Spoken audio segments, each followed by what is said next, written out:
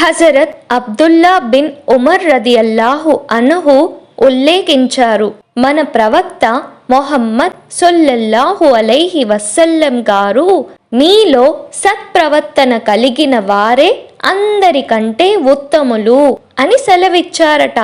హజరత్ అబూ హురైరా రదియల్లాహు అన్హు ఇలా తెలియచేశారు, మన ప్రవక్త మొహమ్మద్ సొల్లల్లాహు అలైహి వసల్లం గారు, నీతి నిజాయితీల్లో ఉత్తమమైన నడవడిక కలవారే విశ్వాసుల్లో పరిపూర్ణ విశ్వాసులు అంటూ సెలవిచ్చారట. ఈ రెండిటి హదీసుల యొక్క సారాంశం ఏమిటంటే, విశ్వాసానికి నైతికతలకు ఒక విధమైన అవినాభావ సంబంధం ఉంది. ఎవరి విశ్వాసమైతే పటిష్టంగా ఉంటుందో వారి ప్రవర్తన కూడా తప్పనిసరిగా ఉత్తమమైనదిగానే ఉంటుంది.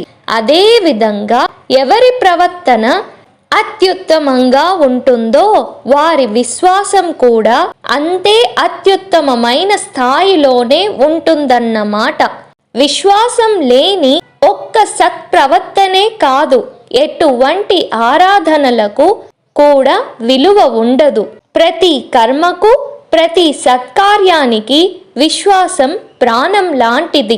అందుకే ఒకవేళ ఏ మనిషి అయినా అల్లాహపై, అల్లాహ్ ప్రవక్తపై విశ్వాసం లేకుండా కేవలం సత్ప్రవర్తనే కలిగి ఉన్నట్లయితే వాస్తవానికి అది సత్ప్రవర్తన ఎంత మాత్రం కాదు.